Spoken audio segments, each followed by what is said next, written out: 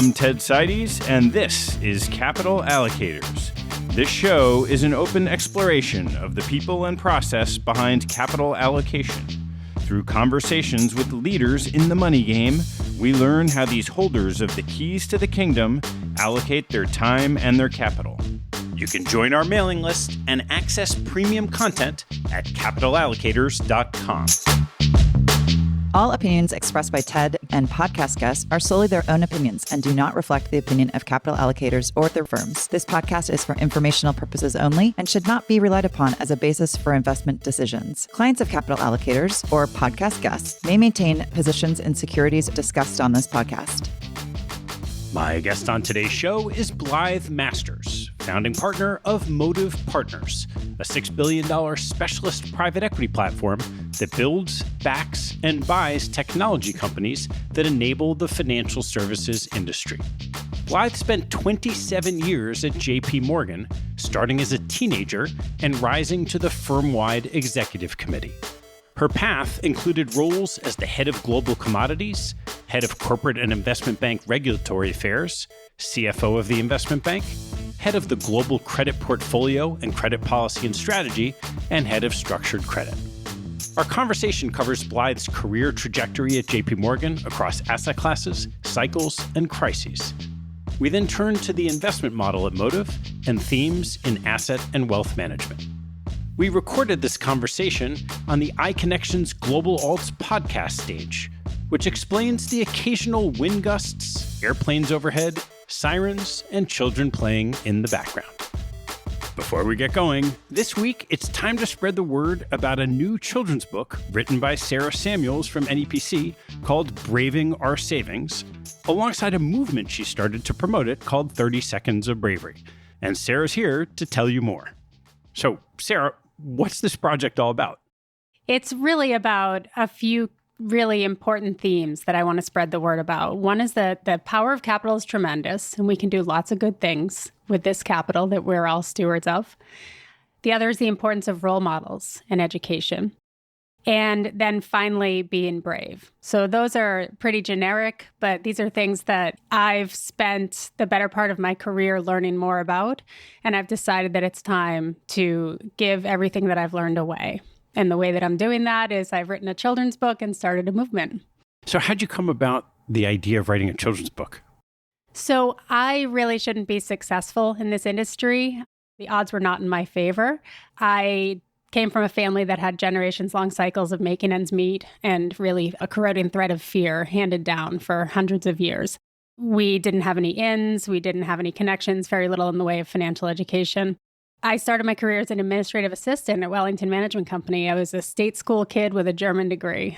And so by all measures, that really wasn't setting me up for success in the investment industry. But here I am today, a partner overseeing over $1.5 trillion in capital. And I really believe that other children should have the opportunity to have this life-changing experience of learning about money and entering the investment industry. The turning point in my career was about 18 months into my career when I realized that the woman who I had admired, named Jean Hines, who was a very talented investor, who commanded the room, who was young, who was super successful, she started as an administrative assistant as well. The light bulb went off. I believed that I could. I had tangible role model that I could follow, and I went and got education. So that's what this book is trying to do. I taught my two daughters earlier last year how to invest. We did stock research together. They entered their own trades. And my 6-year-old came down after she bought her trade the next morning and said, "Mama, I'm going to make my own lunch today. I'm an investor now." And I saw that these children really are primed and hungry for this type of information, but financial literacy is not something that's widely required at public schools. It really needs to be done at home, and it's not always. So you've started to get a bunch of really interesting endorsers of this book. So how's that all happened? Well, it's been really heartening because I've put this message out into the world without much of an agenda or a plan. It's been a bit of a leap of faith that if we put something like this into the universe, and by the way, the vision is that we want to inspire and teach children of all backgrounds how to invest and be brave. Put that message into the world, asked a few people if they would support it, and they jumped in. right in with both feet. And so we have some amazing endorsers, including yours truly, Ted. We have famous former poker player Annie Duke. We have the professional sports community. So Alex Rodriguez and John Jones from the New England Patriots and Kyle Arrington, who's a Super Bowl champ, and powerhouses, industry powerhouses like NASDAQ. So this has been really heartening. You mentioned bravery and this movement, 30 Seconds of Bravery. How is that tied into the book? It's tied into the book because you can't be brave without doing something that you're scared of. You can't be brave without being scared. And so how many times have any of us felt scared to do something or take a risk or be uncomfortable and decided not to do that thing? So one thing that I guide people earlier on in their career is just do the hard thing for 30 seconds. It doesn't need to be an entire day or a lifetime of doing the hard thing. Just ask for the promotion, ask for the raise, make the change, whether it's in your personal life or professional. And I guarantee you it'll change the path of your life, that 30 seconds. So I can count to about 3 or 4 examples in my life where it's changed. How can we help you spread the word? Yes. Well, my call to action is to join the movement by embracing this idea of 30 seconds of bravery. It's to buy a kid a book or donate a book. And more information can be found on our website, which is 30secondsofbravery.org. And to be brave yourself and share the knowledge that you have about the investment industry with that next generation or with people who don't know as much as you do. There are lots of ways to be brave and to lift others up. It could be your time, talent, or treasure, but I really encourage you to get involved. My ultimate goal is to give the book away. So I've purchased 2,500 books to give to nonprofits and children who really need this education. And any profits that we make on book sales will be recycled into giving more books away. Well, fantastic. Thanks so much for spreading the word about braving our savings and 30 Seconds of Bravery. Thank you, Ted. Please enjoy my conversation with Blythe Masters. Blythe, thanks so much for joining me. Thank you for having me. Pleasure to be here. You famously got to Wall Street very early in life. I'd love to hear, what was your path to getting there?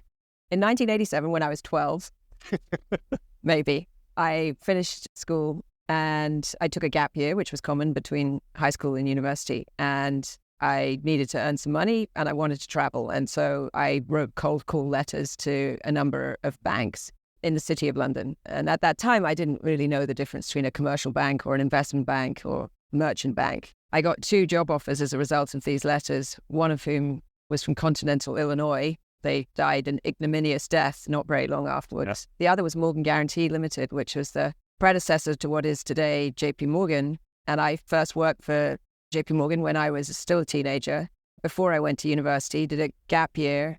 And then every year thereafter, while I was at university, I came back and did summer internships. And so in 91, when I graduated with a degree in economics from Cambridge, I joined JP Morgan permanently. It was a foregone conclusion at that stage. They knew me pretty well and I knew them pretty well, and I loved what I was doing there.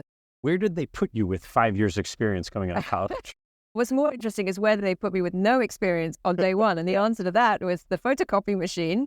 Because remember, this is pre-email, pre-networked computers, and photocopying was a big part of life.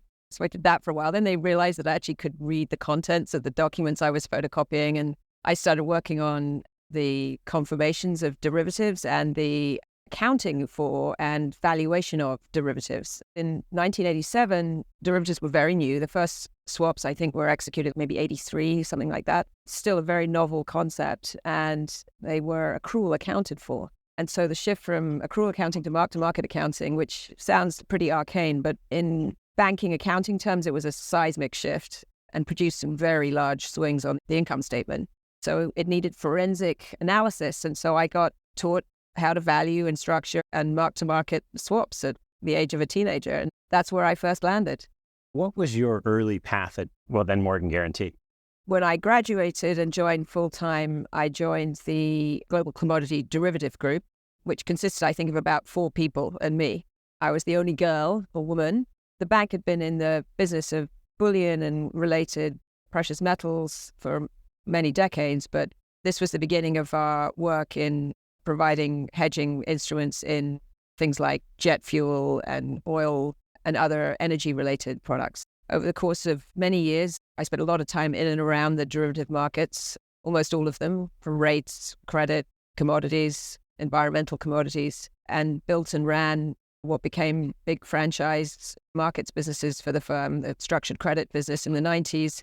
And I then moved back into commodities in the 2000s and built out the physical as well as the derivative business in commodities. Then I also did tours of duty in risk and control functions. I looked after a global credit portfolio that manages all of the loans and counterparty exposure from derivatives that the bank retains. In the era after Jamie joined the firm with the combination with Bank One, became the CFO of the Global Investment Bank, working for then CEOs Bill Winters and Steve Black. In the aftermath of the great financial crisis, there was a wave of re-regulation and changed regulation, and I acted as the head of regulatory affairs for the investment bank while doing my day job in commodities in order to help navigate all of that change. There's a lot over that time horizon that we could unpack. One of the most interesting things is whether it's commodities, credit, you've been through a lot of cycles. What did you see about how you go about managing through a cycle in an increasingly large organization?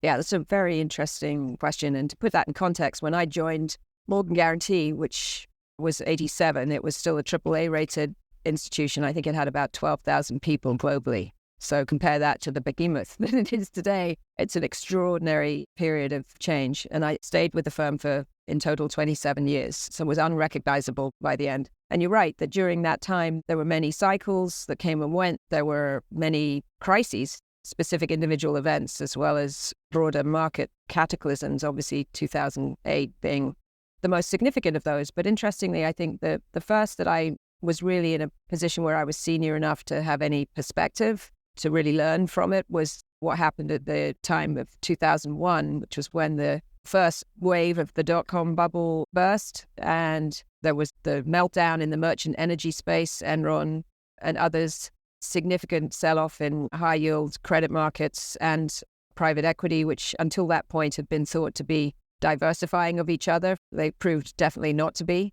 JP Morgan did not come out of 2001 covered in glory. JP Morgan came out of 2001 very much at the bottom of the pack. And the reason for that had to do with the extent of the retained credit positions in leverage and high-yield credits and associated private equity exposures as well. I assumed the role as head of global credit portfolio management in 2001, and more or less exactly, with Enron and WorldCom, all these things unfolding around us.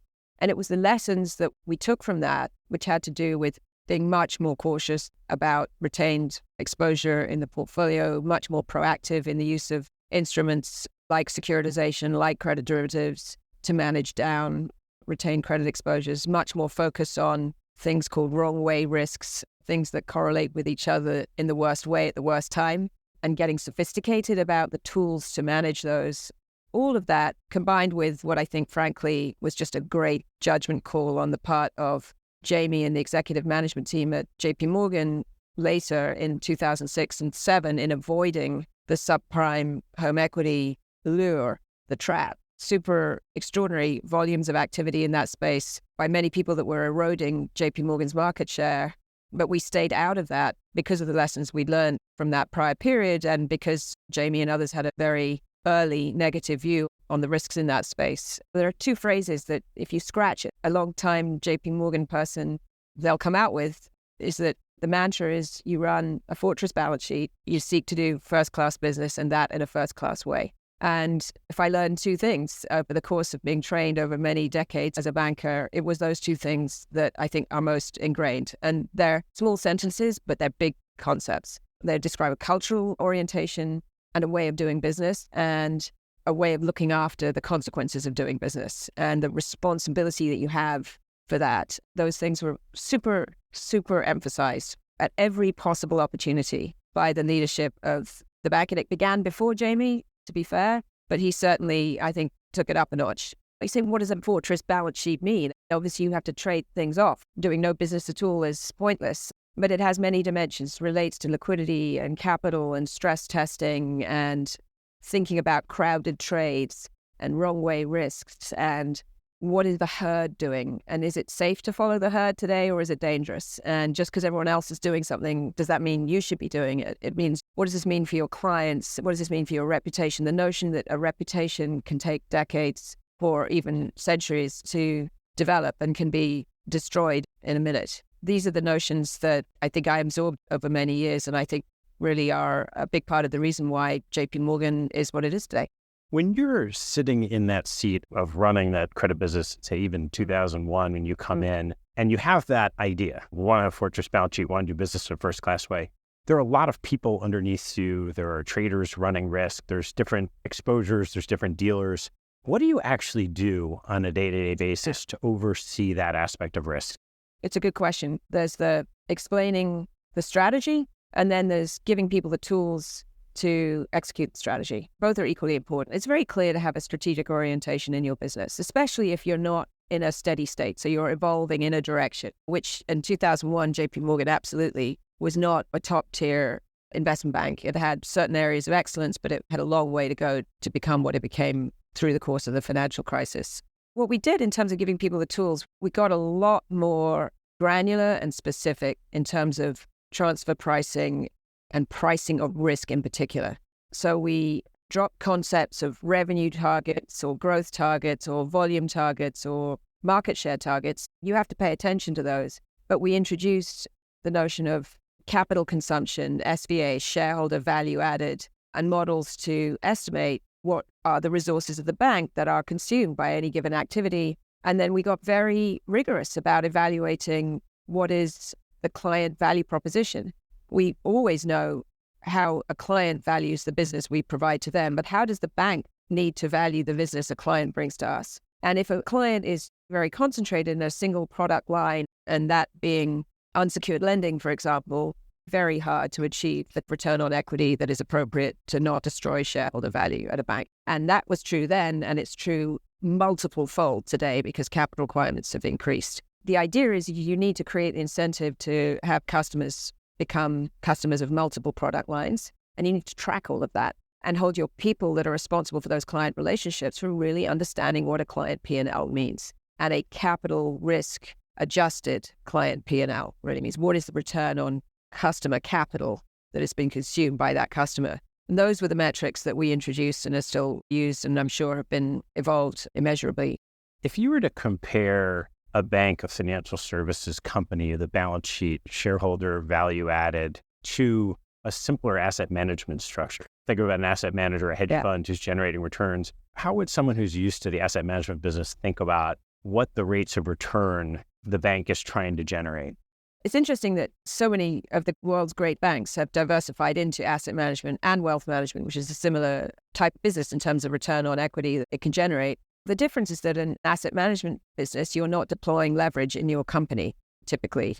Or if you are, it's very well prescribed and defined within the parameters of a particular instrument or product or fund. Banks are leveraged institutions, and you can never forget that. And that's why this concept of fortress balance sheet matters, because if you inject leverage into the equation and your deposits, for example, can disappear for a reason, as we saw in the regional banking crisis last year, and you have assets that are not short-term and liquid, then you can create a mismatch there, a maturity mismatch, a liquidity mismatch, that even if the underlying performance of the assets is okay, which was the case during the regional banking crisis, you have a problem with just managing the liquidity there. In an asset management business, you don't have that. It's typically a real money business and very often much less leverage. And obviously certain parts of the spectrum within asset management, the hedge fund space, do deploy leverage to varying degrees.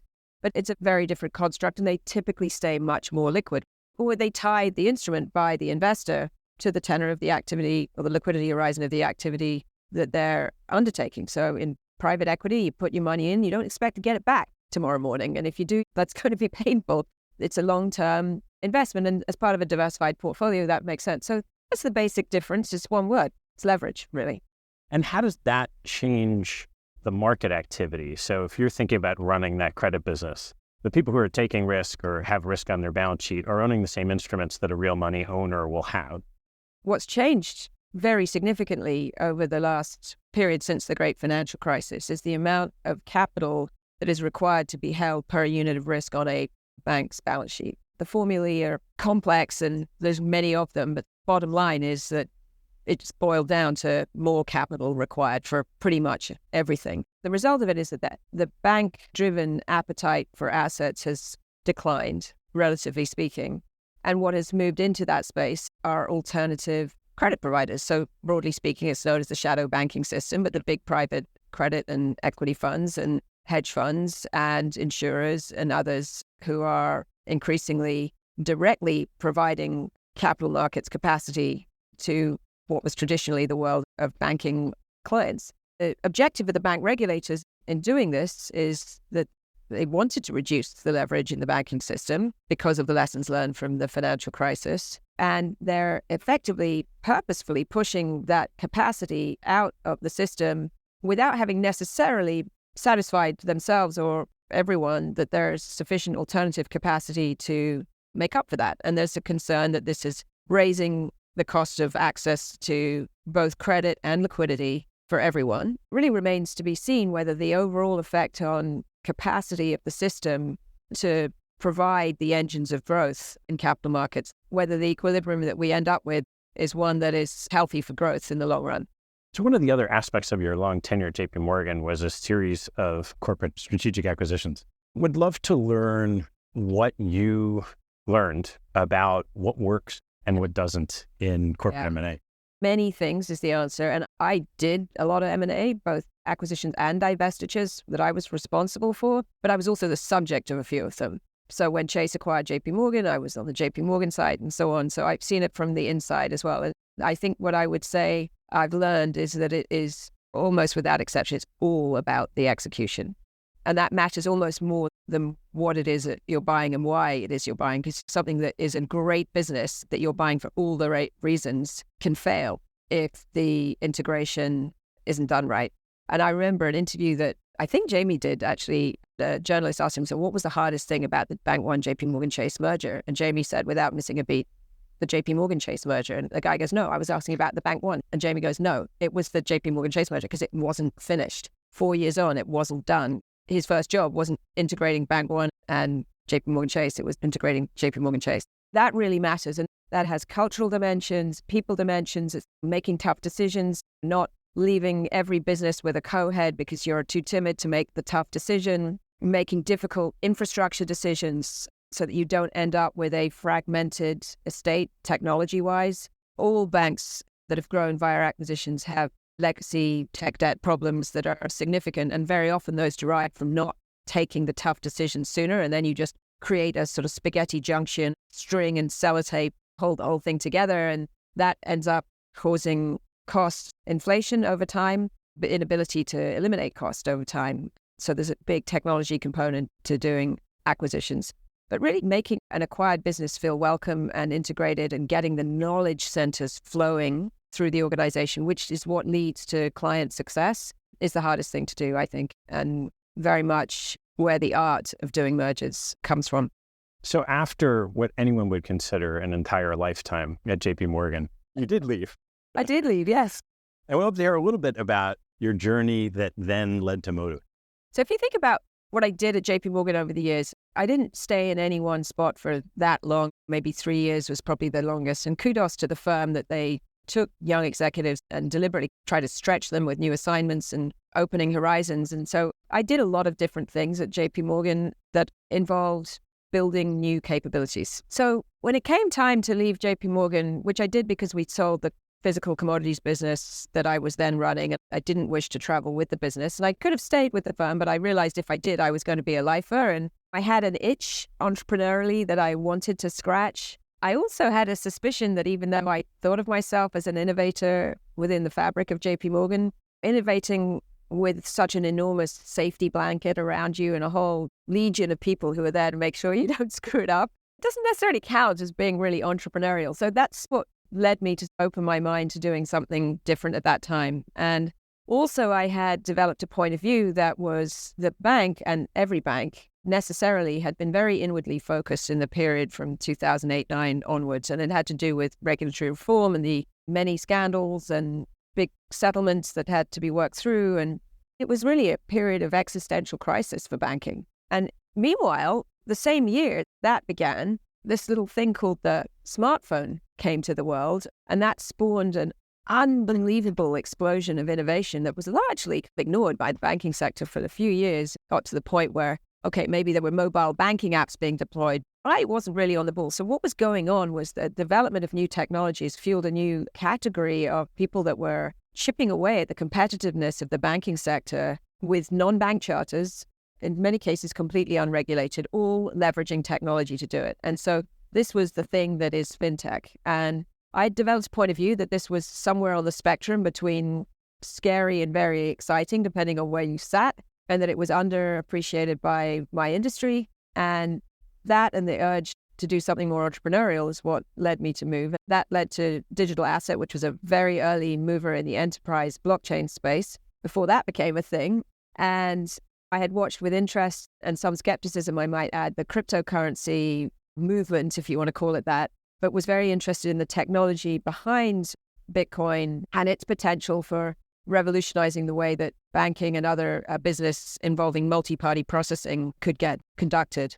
And that I did for 4 years, from ground zero, no revenue, no pitch book, no clients, no capital, through several rounds of funding, and our first customers contracted. And then the job became an enterprise software delivery job, which I wasn't best suited to really do. I have no particular skills in that area. And I then took a year off, having spent a lot of time traveling the world, did a lot of business in Australia, Hong Kong, Western Europe, whilst being based in New York. So I was tired. I wanted a break. And I took a year off and met Rob Havert, who's the managing partner and founder of Motive Partners. And he chased me around the world for about a year and persuaded me to join Motive in December of 2019. And the reason I joined Motive were as follows. First of all, the firm is focused exclusively on financial technology, so a space that I'm passionate about, really interested in. And it doesn't do anything else. And I think the sheer size of this space merits specialization. Secondly, Rob's vision, and it was more at that stage a vision, and it's now a reality, to give him credit. What's been built at Motive has actually delivered on this, but was to bring a new operating model to the way of doing private investing. And that was what we've come to now term the IOI model, which is shorthand for investor, operator, innovator. And in essence, that's what we do at Motive. We pursue thematically driven investments in our space, and we create value in those investments by deploying investment skills, of course, because those are table stakes. Added to that, deep and deeper than customary in-house operating experience and very extensive in-house technology and innovation capabilities. So we have many people who have been, like myself, decades of operations in the financial service or fintech space. Jeff Yabuki, our chairman, who was the chairman and chief executive of Fiserv for 15 years. Steve Daffron, who ran Interactive Data Corp and then Dun & Bradstreet, and now BetaNext. Richard Lum, who was the head of financial services for Accenture for many years. Bridget van Kralingen, who was the number 2 at IBM. I could go on, but you get the picture. Yeah. People with real operating chops who aren't just called in every now and again to ask for their opinion on such and such an investment. They're actually part of the origination process, part of the investment process, part of the portfolio management process, and in many cases go into the portfolio companies to act as executives. So Jeff is now the CEO of InvestCloud. Steve Daffron is running BetaNext, having previously run Dun & Bradstreet for us, and so on. And what we find is that, combined with extensive in-house technology capabilities, where we have about 170-ish full-time Motive people that are technologists, that are deeply knowledgeable in everything from cloud deployment, microservices, APIs, go-to-market strategy, blockchain and cryptocurrencies and digital assets, ultra-personalization of services, and AI, which is probably the biggest one. This extraordinary resource that not only do we use for underwriting and doing due diligence when we make an initial investment, but then actually ideating and executing, in some cases, value creation plans that are all technology-driven. This adds tremendous edge. It actually means that both investing at early stage, because we're stage agnostic, we do everything from incubation, venture, growth, and buyout, all the way from the very beginning to the grown-up phase of a company's life. Having your finger on the pulse of technology innovation to a level that you're able to actually do it or prescribe doing it or help with doing it is incredibly powerful for the entrepreneur that you're interacting with. And for us, it creates our edge. It means that fixer-uppers are less scary. Tech debt is less scary if you actually know what it takes to fix it.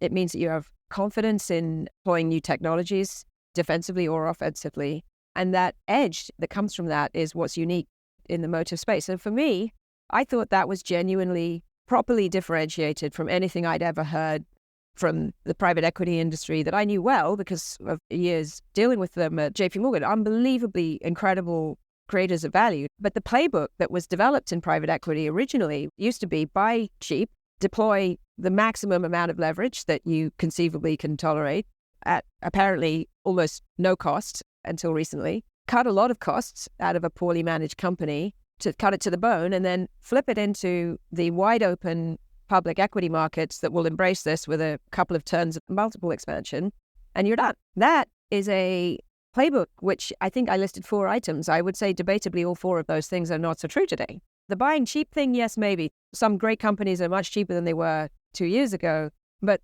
others are cheap for a reason, and there's a lot of dry powder chasing the good companies, so they're often not that cheap. Cutting costs for a living, most people have figured that out, and in a world where there's this much innovation going on, you're not going to cut costs to greatness any longer. That's not the reality.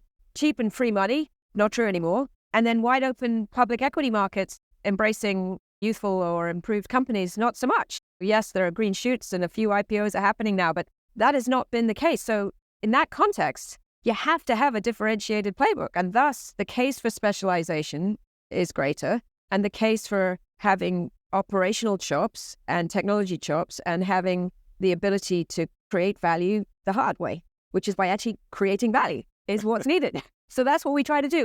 I'd love to break down the I, O, and I. Maybe we'll start with the innovation and tech piece. When you have that many people and you're deploying across many different stages, how do you differentiate the technical expertise your team has from supporting a company that needs to live on the road? Yeah, good question. The answer is it's obviously not a one-size-fits-all. And we do have a playbook that is outlined for companies of different stages, but we don't stick entirely narrowly to those playbooks. Quite heavily depends on the nature of the company that you've bought. A microscopic startup very often doesn't have the resources to be paying third parties to do anything for it. There, we tend to provide much more input around fundraising, go-to-market, customer acquisition, strategic partnerships with other bigger companies and enterprise customers, many of whom are already in our network or our portfolios. Then if you buy something at the much more evolved end of the spectrum that is, say, an unloved, older, non-core, non-strategic asset that we carve out from a bigger company that has potentially a significant body of tech debt, there the company will typically have its in-house technology capability. You need to be able to evaluate the talent there from the top on down. So we help people source great resources. We supplement that with our own where desired and appropriate. So people actually pay Motive to execute for them. And the difference between paying Motive to do that versus another consultant or integrator is 2 things. One is we charge modestly because we love our portfolio companies. More importantly, we have skin in the game. And so that's very appealing to many CEOs. And then there are companies that are in the advanced stages of growth that are wildly successful, going like rocket ships. Their rule of 70 companies, the sum of their growth and EBITDA margins are 70%, and they don't necessarily need any help at all from a technology point of view. Then along will come something like generative AI. When something like that comes along, we assess the risks and opportunities for every one of our portfolio companies. And then once that assessment is done, and it usually throws up revenue generating opportunity as well as cost avoidance, then we, in many cases, help execute that or help the company build the muscle memory so that they have the capability on a continuing basis to do that. So we second people and bring them back, we help them hire, or we just work on a project basis. When you look at the operations, the O piece, and the operating partners you have, what is it about financial services that feels a little bit different from an operating partner at another private equity fund? I think it's how we use those skills. My perception, never having been an operating partner elsewhere, is that operating partners tend to be somewhat passive until a specific opportunity comes up, and then they're brought in with that in mind.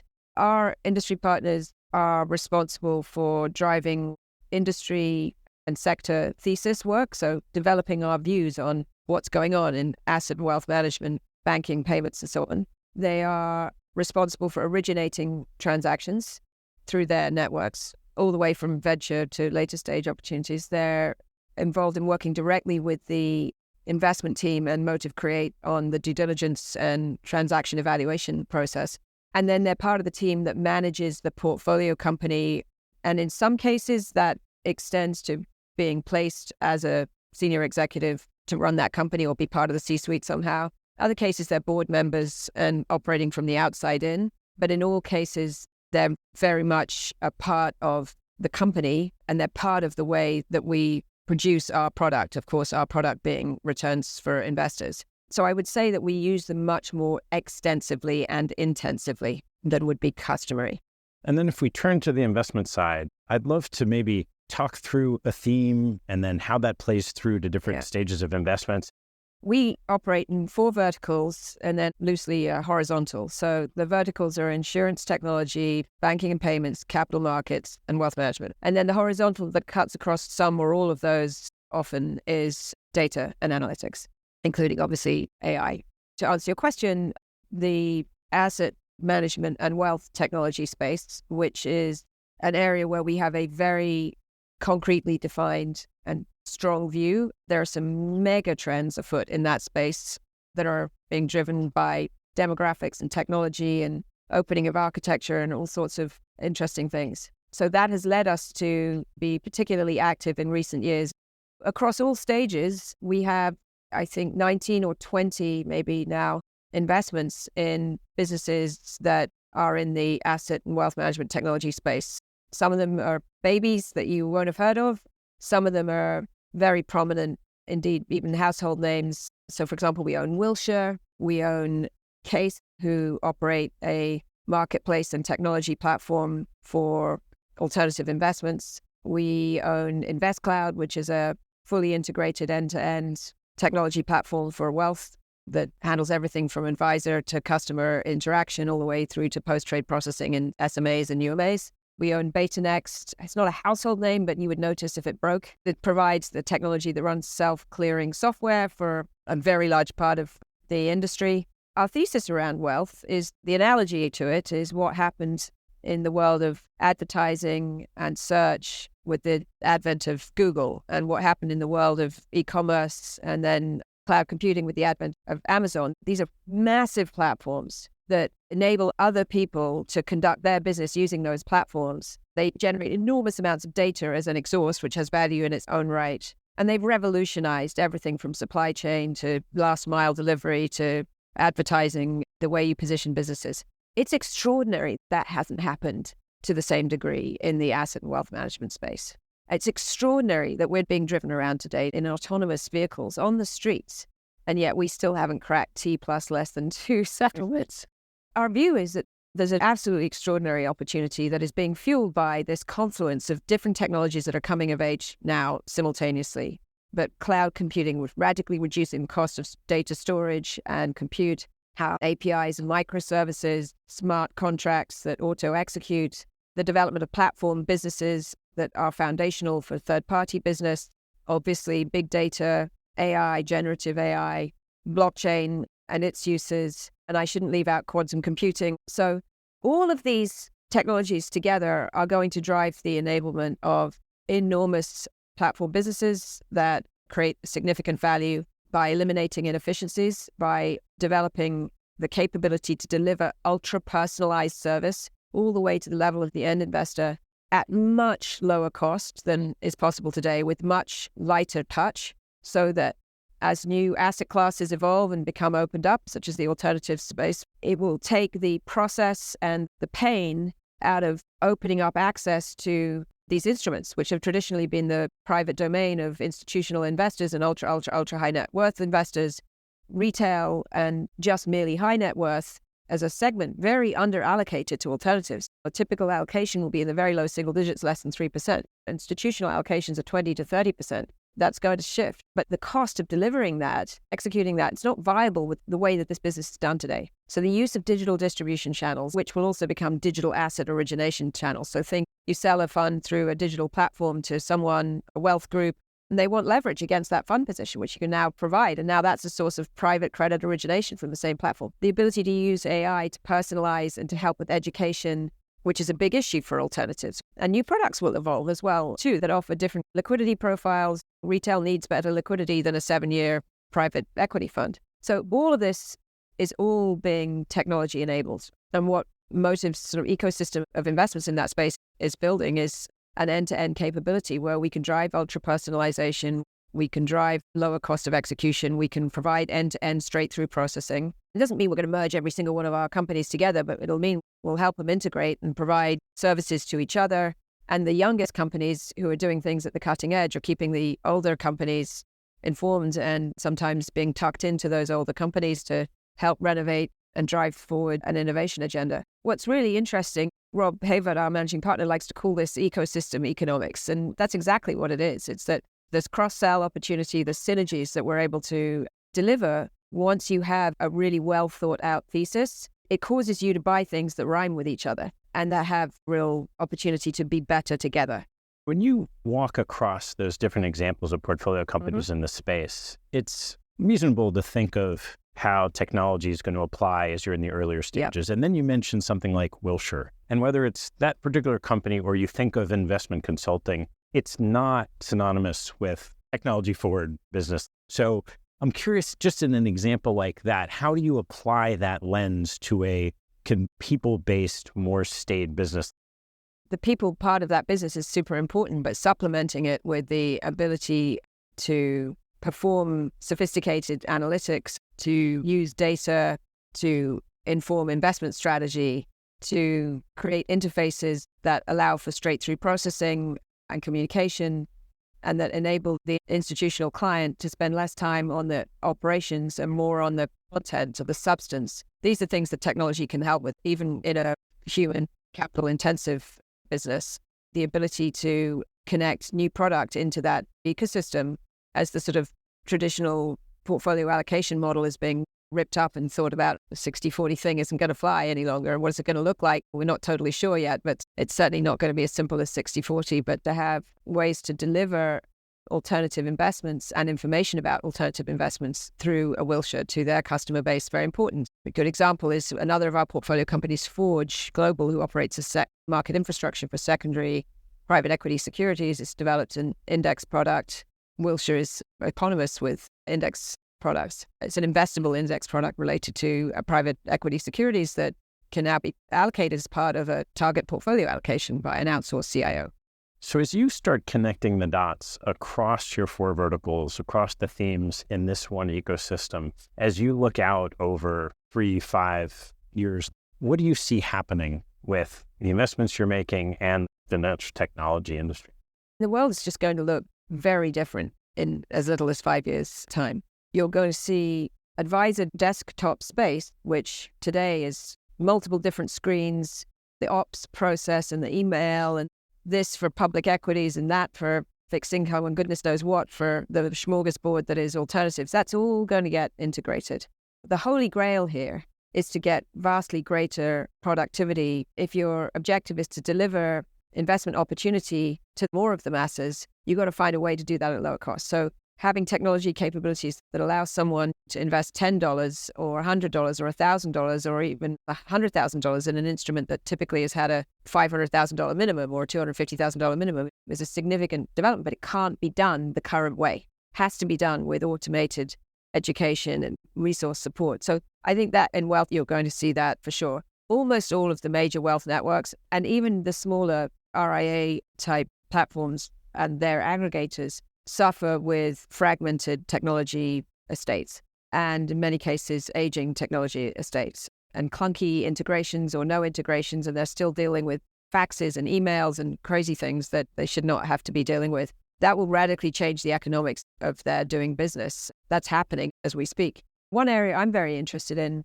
that's a risk to this vision, the cyber risk associated with an increasingly digitized world is obviously enormous. So these risks are significant. And in a world where we're more digitally interconnected, obviously the risk goes up, and the risk to violation of privacy and intrusion at an individual level, but institutional and systemic risk also goes up. Now imagine a world where bad guys, individual criminals, nation states, whatever, are armed with quantum computing and AI. The juxtaposition of these two is super powerful. The ability to ultra-personalize phishing attacks, just as you might ultra-personalize exquisite customer service, it's just as possible to do bad things with it as with good. With quantum computing, the particular risk is the ability of quantum computers to defeat the algorithms we use to encrypt data. And the world has only just begun to really grown up about properly encrypting data. We're encrypting data using linear algorithms that are trivially defeatable with commercially viable quantum computers.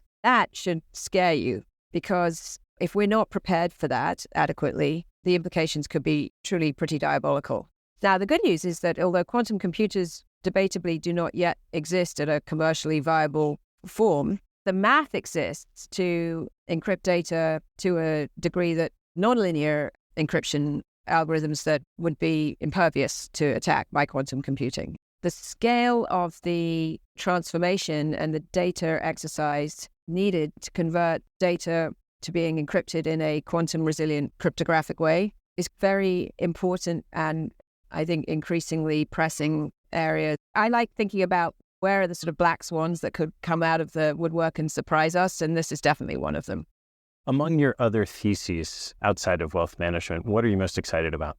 Capital markets is an arena where the trading and execution end of the capital market space has been radically transformed over the past years. But what's interesting in capital markets is the post-trade is still a mess. And also that, just like I described in the asset and wealth space, there aren't that many real platform businesses that are ubiquitous and that are excellent and that are cloud native and that are efficient and that are modular and that can be evolved to fit the needs of diverse and disparate customers. Instead, you find in capital markets many businesses that are burdened with legacy technology, often written in languages like COBOL that they don't even teach in schools any longer, millions of lines of code that are expensive to address. And a lot of these providers are very entrenched. Their clients is very costly to move off these capabilities. But the case for doing that is increasing and increasing because the cost of operating in capital markets, especially in light of a world where capital requirements are going up, and so the imperative of operating efficiently in order to generate an appropriate return on capital deployed is increasing. In a world where money was priced at zero or negative interest rates, it didn't really matter that stuff was slow. It really matters that stuff is slow when there's a time value associated with money. So lots of opportunity there to really build new and interesting capabilities in and around the capital market space. Banking and payments, the consumer payments business domestically in most of the developed world is ultra competitive, but all sorts of opportunities, especially in cross-border payments and remittances, which are still astonishingly inefficient and fragmented. Significant opportunities to improve digital identity, which has implications for KYC, AML at the individual level, but also digital identity for entities and institutions. Lots of opportunity there. Blythe, I want to get a chance to ask you a couple of closing questions. What is your favorite hobby or activity outside of work and family? I'm a horse person. I've been an avid pony girl since I was growing up in the pony club in England and took a few years off, but I started again after I had my daughter in my 20s, and I've been riding ever since. I still compete to this day. I don't practice enough. Riding a 1,500-pound animal over 4'6" fences is not particularly advisable at the best of times, but without practice is definitely not a good idea. But it's a hobby that I'm passionate about. I love my horses, and I live here in Florida, and I have a farm in Wellington where I actually have the privilege of living on my own farm with my own horses. So I can get off a Zoom and get on a horse and not even have to leave the property. It's great. What's one fact that most people don't know about you?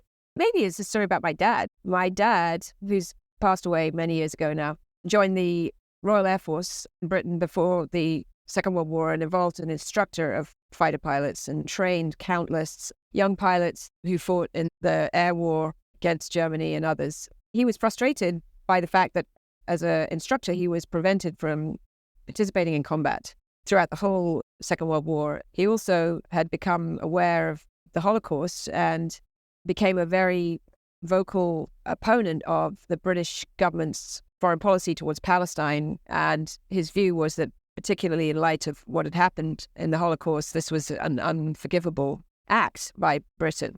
And so he volunteered as an unpaid, non-Jewish Gentile who showed up, approached the Israeli government, who were convinced immediately that he was a spy for the British government, which he wasn't, and they took him anyway. And he became part of the orchestration of a plan that helped Israel with its first Air Force defense capabilities, which was created by flying by hook or by crook, illegally, under the cover of darkness, behind the mountain, under the radar, to behind the Iron Curtain, the new emerging Iron Curtain in Europe, to places like Czechoslovakia, where they bought, stole, bartered, goodness knows what, pieces of surplus equipment, aircraft that had been abandoned by the Nazis and the Russians, took those pieces of aircraft, flew them back, a great danger to themselves, back and forth for many months, and accumulated enough stuff to be able to build a homemade Air Force. And so that became Israeli 101 Squadron, which my dad then fought in.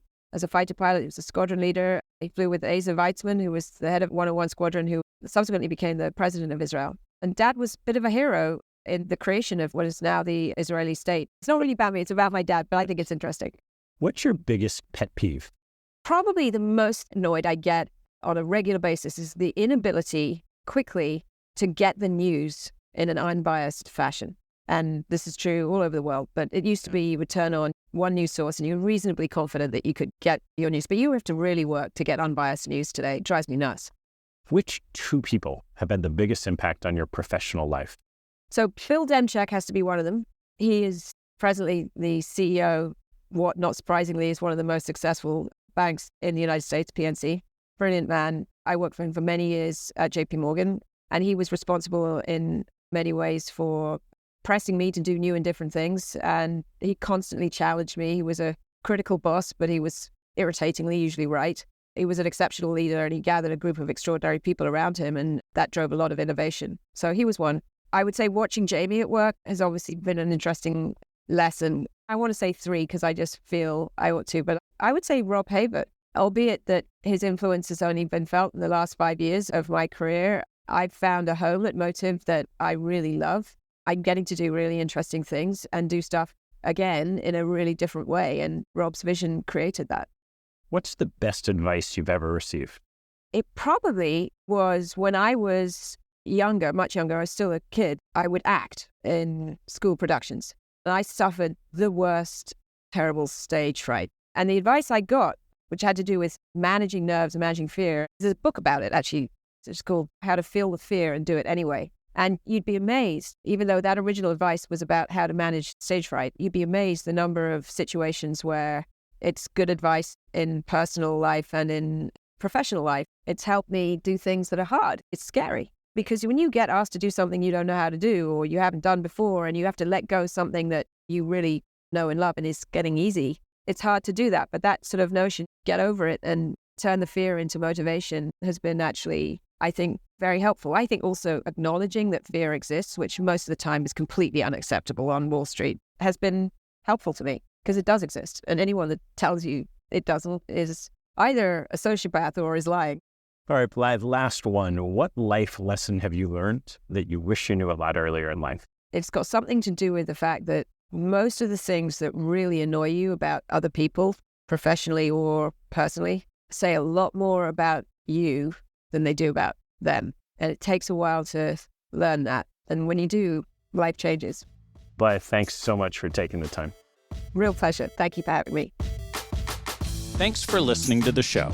To learn more, hop on our website at capitalallocators.com, where you can join our mailing list, access past shows, learn about our gatherings, and sign up for premium content, including podcast transcripts, my investment portfolio, and a lot more. Have a good one, and see you next time.